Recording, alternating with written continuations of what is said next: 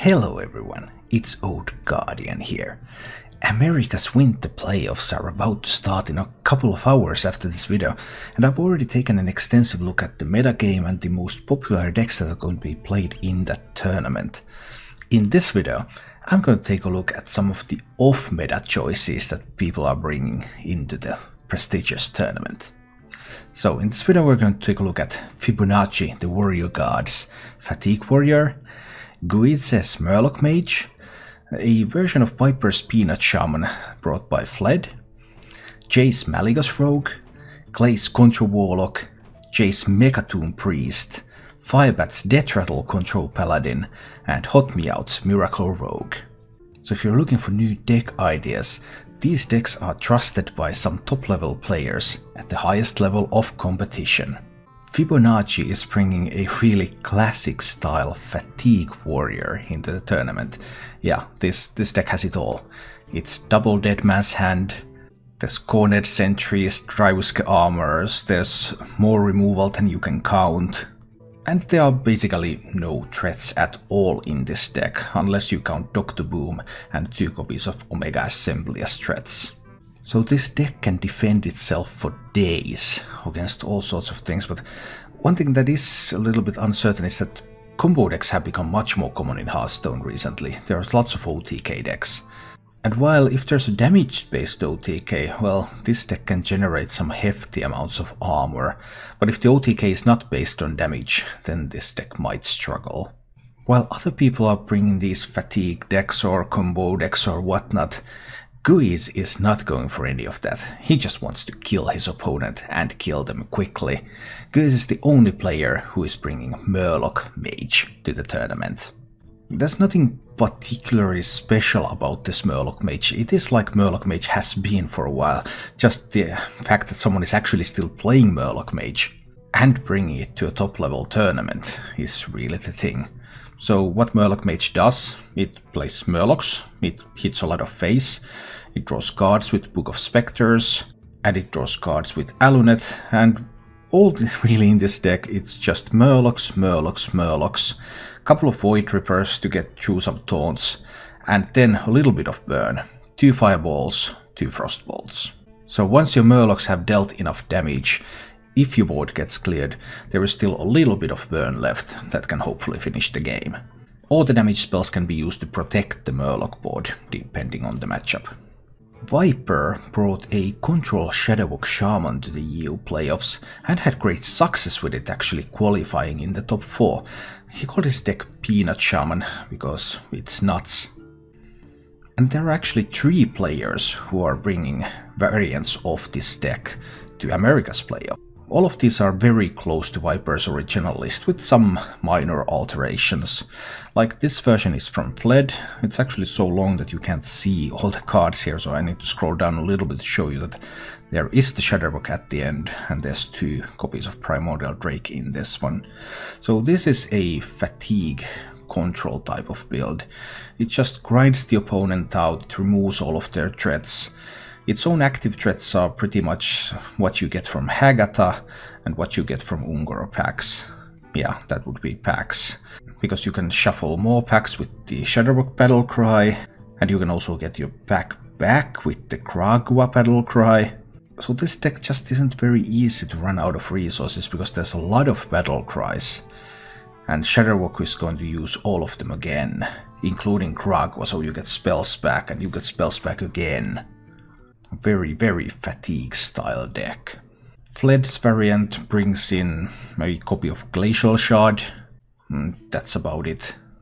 You can try to tailor the package a little bit, depending on what you're expecting. That said, America's playoffs looks like a very combo heavy environment, so we'll see how well this is going to be able to perform. We know from its performance in Europe that this Peanut Shaman is actually able to grind out hunt the decks. But you can't really grind out something like a Horseman OTK. Speaking of OTK decks, Jay is the only player who believes that Rogue can OTK as well, and he's bringing Malygos Rogue. This is fairly standard Malygos Rogue from the ladder. Not that you are going to see many of them on the ladder, but you might sometimes see one. with the idea being to rapidly cycle through the deck and then get some Malygos on the board and boom, kill your opponent. And when you really think about it, this deck can actually deliver quite a lot of burst damage, because there's Kobold Illusionist. With the Deathrattle to summon a 1/1 copy of a minion from your hand, and that minion in your hand, that's going to be Malygos. So Kobold Illusionist Deathrattle, how do you trigger that Deathrattle? You have Necreum Blade, so you're going to have set up the Necreum Blade so that when you play the Kobold Illusionist you get the second swing, that's one Malygos. Then you want to play Necreum Vial, you want to prep that Necreum Vial ideally. So okay, prep Necreum Vial, that's 2 more Malygos, now you're at 3. Then you can backstab your own Kobold Illusionist, and that's 4 Malygos. And at this moment, when you have used the preparation for the Necreum Vial, you have spent a grand total of 6 mana to get 4 Malygos on the board, and that's plus 20 spell damage. So you still have 4 mana remaining. And you can use that to throw some Sinister Strikes, some Razor Pedals, maybe some Eviscerates. And you can get close to 100 burst damage with this deck when everything goes according to plan.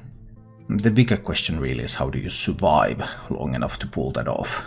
But you have quite a bit of card draw in this deck, so if your competition is other OTK decks, then there is something to this.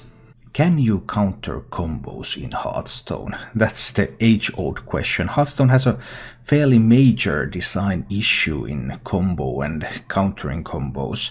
It's very difficult to balance combo decks in Hearthstone, because if they're good, then they will just inevitably win because there's no interaction during the opponent's turn, and if they are bad, then they're just really bad.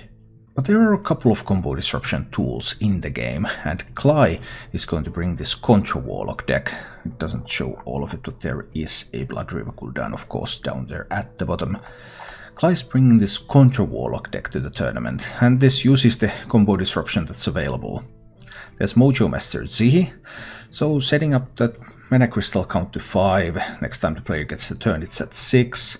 So say you're up against something like a Horseman OTK, well, if they have 3 Horsemen in their hand, they're still going to roll the 4th, that will cost 8 mana. With Zihi they have only 6, so no go. Furthermore, this deck also has a demonic project in it, so for example against that Horseman OTK you can transform one of the Horsemen into a demon, and then as long as you can keep the board clear, there will not be an OTK available. And the deck runs Rin, the First Disciple, to ultimately also burn off the remainder of your opponent's deck. This type of Warlock deck is adept at disrupting some combos, like Demonic Project does pretty short work of most Mecha'thun decks. But it also has some trouble surviving, like a number of Mind Blasts directed to its face. Still, it's pretty interesting to see a Contra Warlock in an actual tournament. Speaking of those Mecha'thun decks, Europe playoffs last week showed that Mecha'thun Druid, Mecha'thun Warlock, definitely viable decks. Both of those are brought to America's playoffs as well, especially the Mecha'thun Warlock. But Jay is the only player who is bringing a Mecha'thun Priest to the tournament. And if you don't know how Mecha'thun Priest pulls off its combo, it's a pure minion-based combo.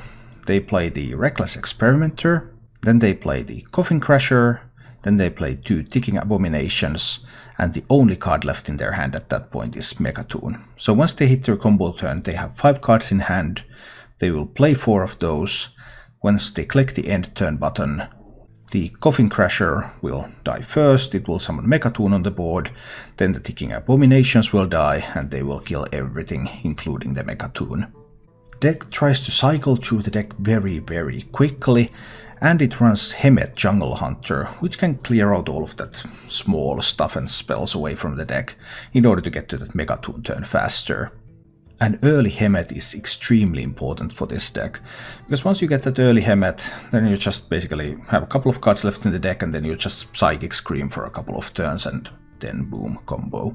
With Paladin players at America's playoffs moving away from Odd Paladin, moving a little bit away even from Even Paladin, and towards these OTK Holy Wrath builds, Firebat is taking a bit of a different route, and he's bringing a Deathrattle Paladin. It's pretty much business as usual as far as Deathrattle Paladins go. Deathrattle Paladin is a control paladin archetype that doesn't rely on an OTK to enter the game, but instead it relies on a couple of big swing turns, especially focused around the Mechano eggs and of course carnivorous cubes. And the ultimate swing turn is Kangor's Endless Army, resurrecting a number of Mechano eggs, 8/8 Robosaurs, Ziliacs, or maybe something that Zilias has even magnetized into. And in order to ensure that it gets to a good resurrect turn, their deck runs Meat Wagon, which can be used to then tutor an egg so that you increase your odds to find the Mechano egg, which is really the central card of this archetype. Firebat's take on this is fairly usual, although he does run one copy of Immortal Prelate as well. So he's going to be effectively immune to fatigue. Well, that might not matter too much. And he can get some impressive prelates with buffs from his deck. One might ask, since when is Miracle Rogue an off-meta deck? Well, when's the last time you saw Miracle Rogue on the ladder? It has been a little bit more popular right in the recent days, actually thanks to HotMeOut, who is the only player also at America's Playoffs to bring Miracle Rogue. And this is what Miracle Rogue looks like right now. It's still recognizably miraculous, with the preps flying and big Edwins coming, and shuffling in some spiders, and ending games with big Leroy turns. But this version of the deck doesn't run the Gadgets and Auctioneer, which hasn't been run in nearly all Miracle builds lately anyway. It runs Myra's Unstable Element, which is an awesome card in this archetype. And this deck also includes Raiding Party, together with Shadowblade and some Pirates, and does card draw that way. Overall a very fun and streamlined looking Miracle build. So there you go, that's 8 off-meta decks that are being brought to America's Winter Playoffs.